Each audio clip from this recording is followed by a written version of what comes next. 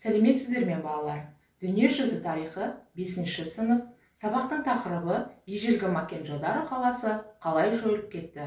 Бұл сабақта біз Ежелгі Мохенджо-Даро қаласының өркениеттердің шаруашылық жүйесін сипаттаймыз. Қаланың дүние өнеріне сипаттама береміз. Ежелгі Мохенджо-Даро қаласы қалай жойылып кеткенін анықтаймыз. Балалар, Ежелгі Мохенджо-Даро қаласы қай жерде орналасқан екен біліп алайық. Балалар, суретте не көріп тұрмыз?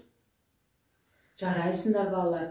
Пілді және оның үстінде отырған үнді ұлты адамын көріп отырмыз. Демек, Мохенджо-Даро қаласы Үндістан мемлекетінде орналасқан екен. Азияның оңтүстігінде орналасқан Үндістан түбегі.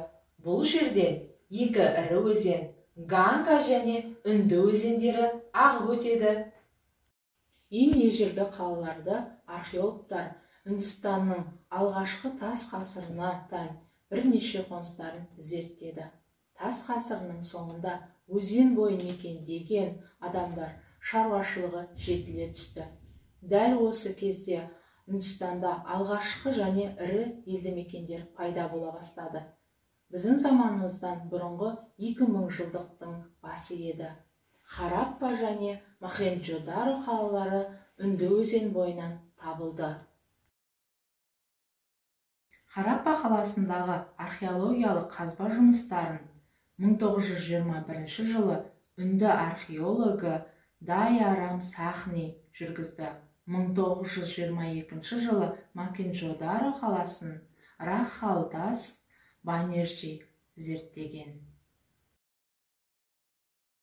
Сол кездегі археологиялық зерттеулердің нәтижесінде бидайдың, арпаның, құрманың, түрлі түсті көкөністердің қалдықтары табылған. Үй жануарларынан қойдың, түйенің, балықтың сүйектері көптеп кездеседі.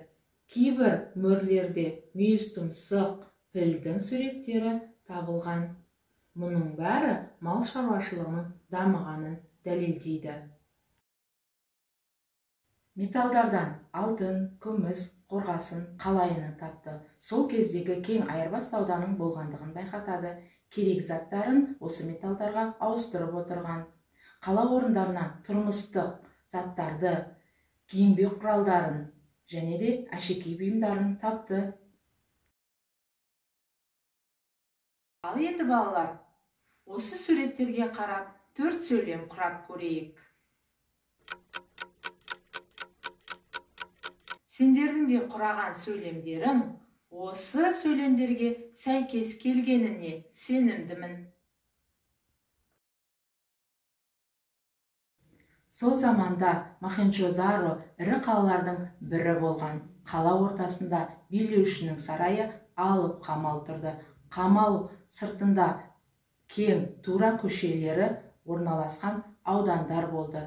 Онда соғыс жағдайына байланысты үлкен астық қоймалары болған. Мохенджо-Даро шамамен 2 шаршы шақырым жерді алып жатты. Онда 8-10 мың адам тұрды. Мохенджо-Даро қаласындағы қазба жұмыстары кезінде жалпы қалалық су құбырының орны табылды.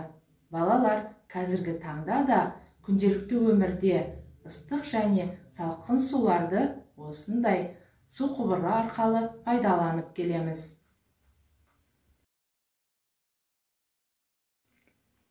Балалар, ақиқат немесе жалған тапсырмасын орындап көрейік. Бірінші мәліметке назар аударыңыздар.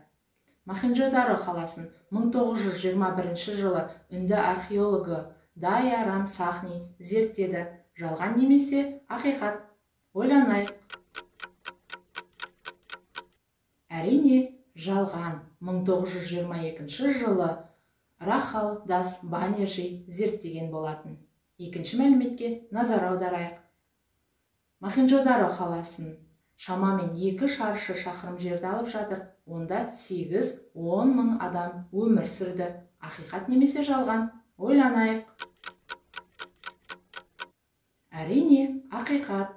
Үшінші мәліметке назар аударайық. Мохенджо-Даро қаласындағы қазба жұмыстары кезінде су құбыры табылған екен. Ақиқат немесе жалған? Ойланайық. Әрине, ақиқат. Балалар, сендердің де орындаған тапсырмаларың дұрыс деп ойлаймын. Біздің заманымыздан бұрынғы 18 ғасырдың соңына қарай үнді қалалары құлдырауға ұшырады, ғимараттар ескіріп қирады, қалаға басқа елден тауарлар аз келе бастады.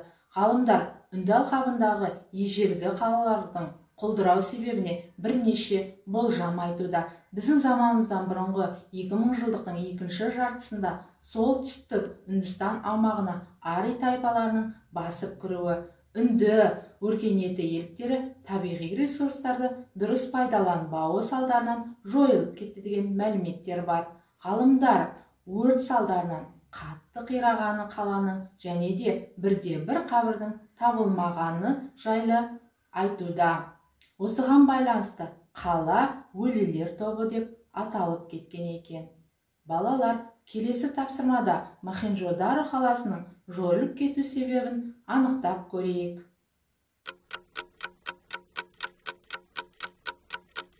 Мохенджо-Даро қаласының жойылып кету себептері: солтүстік шығыстан келген көшпелі тайпалар жойды, үнді өркениеті иелері табиғи ресурстарды дұрыс пайдаланбауының салдарынан жойылып кетті.